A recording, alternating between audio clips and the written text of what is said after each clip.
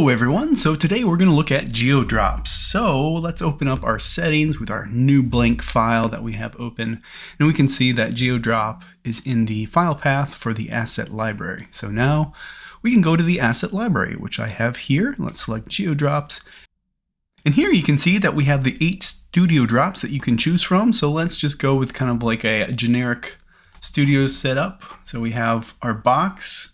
Let's make sure that's set to 0 so we can just get it nice and centered. Perfect. Okay, so let's just jump into the modifier stack and the geometry nodes panel right here. So we can obviously control the size of it. Wonderful. And then we can choose how many vertices are in each orientation. So this can sharpen some of the edges. So this is using a subdivision node within geometry nodes to kind of make the rounded edges. When the bevel node is added, that will be included in this pack as well. So we can control the crease, and we can open the back. Super special right there. Okay, let's look at another one we've got. We got an overhang. So you can see when I play with the overhang, you can see the curve gets more curvy. So if we just add some more vertices in the overhang, we can make it a little bit tighter, and then obviously we can mess with the crease yet again. So this is basically a star curve that has been kind of altered to make it look kind of like a ripply background. So if we change the points over here, we can actually change the amount of ripples in the back. I recommend keeping this to an even number so you can have kind of a nice even split.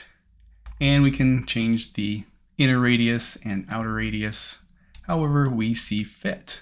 So we could make some interesting ripple backgrounds.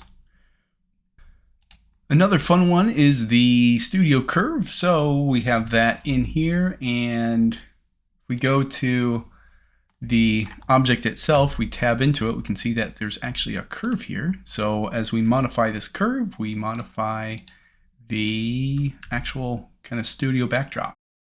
Then if we wanted to just increase the depth, we could do that. So now you have kind of like a curved backdrop. So let's say you want to add a material to your backdrop. How you do that is, well, there is a material applied right here. So I could go find this material in my scene and then change the color or add anything to it if I wanted to. But if you wanted to add your own material, say you want to add a custom material, you would then create a custom material, whatever you want. We'll just make this a nice red, and you see it's not applied to it. That is because this geometry is part of a modifier right now. So if I were to go to apply, nothing happens, but you'd have to go in here, delete the backdrop, and then add the material like that. So that's how you can do it that way. Or what you could do, you can have that material created, and then we can just go into here and select that material, and then we have it selected. And there you have GeoDrops, 8 backdrops ready to be placed into your scene for just kind of some quick configuration. These will be updated, although it is free. There will be updates coming in the future to optimize the current ones and maybe add some more interesting ones as well.